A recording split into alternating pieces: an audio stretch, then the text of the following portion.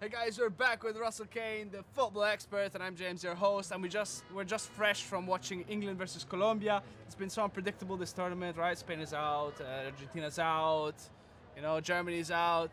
So let's get straight into it. So England is gonna go up against Sweden. Tell us about this upcoming match. Tell us about your juicy tips, Russell. Come on. For England, Sweden, after watching Sweden versus Switzerland, I'm a bit worried that Sweden are going to frustrate England on Saturday. Okay. They're just well organised. They've got good team ethic. And Colombia. I think Colombia showed tonight that Colombia turned it on after they scored the goal, and I think that's going to be Sweden throughout the whole game. The history of the two teams is very even. The last time they played each other was in 2012. A lot of people are going to remember that from Zlatan's goal, that overhead kick in Stockholm, where they won 4-2. He scored all 4 goals. But I don't think that necessarily has any relevance on this game. Obviously, Zlatan's not there. But I do see it being a struggle for England. But I still think after England won on penalties, that's going to give them a big lift. So I see this going. I do see England winning this in 90 minutes. I am confident of that. They in every game they've played so far, other than Belgium where they put out their second string, they've started off strong, but they need the first goal.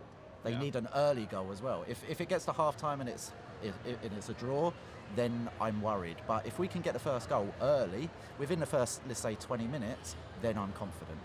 I do think Harry Kane again tonight scored the first goal. So he's the obvious pick for the first goal scorer. He's top goal scorer in the tournament, 6 goals now. But I do like any time goal scorers, Harry Maguire and John Stones. We're getting a lot of set pieces. I think Maguire set up Harry Kane against Tunisia. John Stones got a couple against Panama. I think they're a threat, and you'll get better odds for them because they're centre backs. But I see from corners, we're getting a lot of corners. So if we can make them count, I like Maguire or Stones. Take your pick. I think they're quite even, but. Okay, but you're slightly favouring England. I would say England in 90 minutes, but I think it'll be narrow, and I would take a punt on 1-0 England. Okay, Russell, so England 1, Sweden 0. That's what you think? Yeah. All right, so there you go, guys. So let's continue. Forget about England. France versus Uruguay. That's the next hot match coming up. And people want to hear what Russell has to say about this. Tell us. With these two teams, I was impressed with these two teams in their knockout games. France run riot against Argentina, scored 4 goals. Mbappe looked quality with his 2 goals, won the penalty. But I was worried to see that Argentina scored 3 goals as well. France had looked good defensively until that game. But I do think the worry with Uruguay is Cavani's injury. It doesn't look like he's going to play, and I think that's the edge France have. If Cavani's 2 goals, he looked quality. He looked decent in the other games as well. He had only scored 1 goal in the groups, but he still looked decent. He was getting in the right positions, getting a lot of shots. But I think he will be a huge miss for Uruguay if he doesn't play, which it looks like he won't. I like Griezmann, first goal scorer. He scored the first goal against Argentina, scored the first goal in their first game against Australia. He's had the most attempts for France, which is 12. Double the next player, Giroud, with 6. He's on penalties. He hit the bar as well in the last game from a free kick, so he's on free kicks as well. He's just getting in the right places. I like Griezmann. But also for this game, I like both teams to score in this game. Uruguay, even without Cavani, you've got Stuani who might come in, plays for Girona, scored 21 La Liga goals. I'm assuming he'll come in for Cavani, but if it's not him, it's going to be Gomez. I think he scored 17 goals in La Liga for Celta Vigo. Both are in good league form, but they've not done much of the tournament. So if they come in, they have got the ability to do something, but we need to see that first. But any time goal scorer on them too, if you can get good odds, I think that's a decent bet as well. Great, thanks, Russell. So France has a little bit of an edge. Hope you noted that down. Let's move on to Belgium versus Brazil. So tell us, Russell. Brazil, I've been very impressed with. They've been very consistent, won 3 games, 2-0 on the bounce. Haven't conceded a goal since their first game against Switzerland.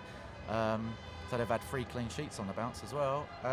And then there's Belgium, went 2-0 down to Japan. Nobody saw that come in. I think there was questions about Belgium coming into this tournament if they had a golden generation.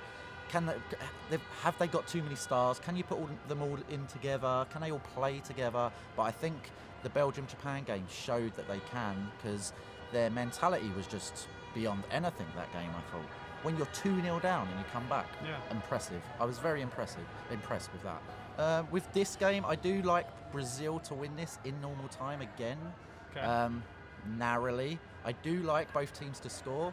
They've got Belgium are the top goal scorers with 12 goals. Combined, they've got 19 goals. They've had the most shots.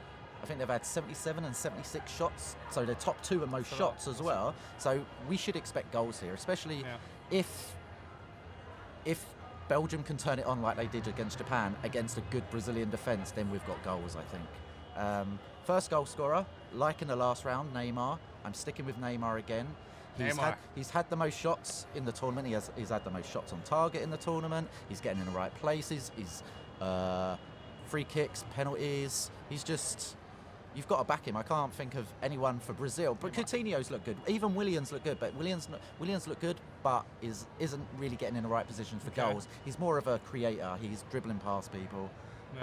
Show off. But yeah, I like Brazil, normal time. Both teams to score. Neymar first goal scorer. I do. Okay, guys. So well, that was backed up by like a lot of evidence. So I trust him at least.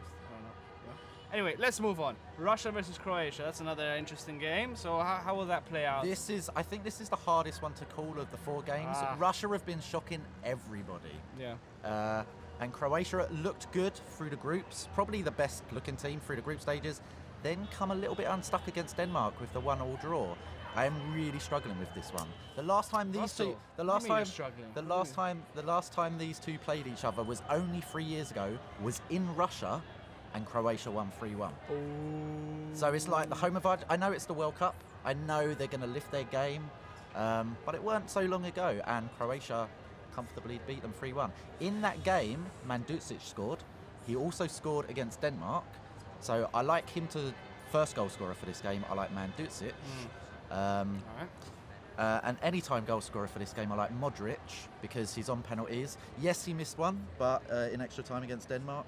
But more often than not, they score. Yeah, everyone misses one. And how many penalties have there been at this World Cup? There's been 28, 29 penalties. So you're looking at there's going to be penalties in the quarterfinals.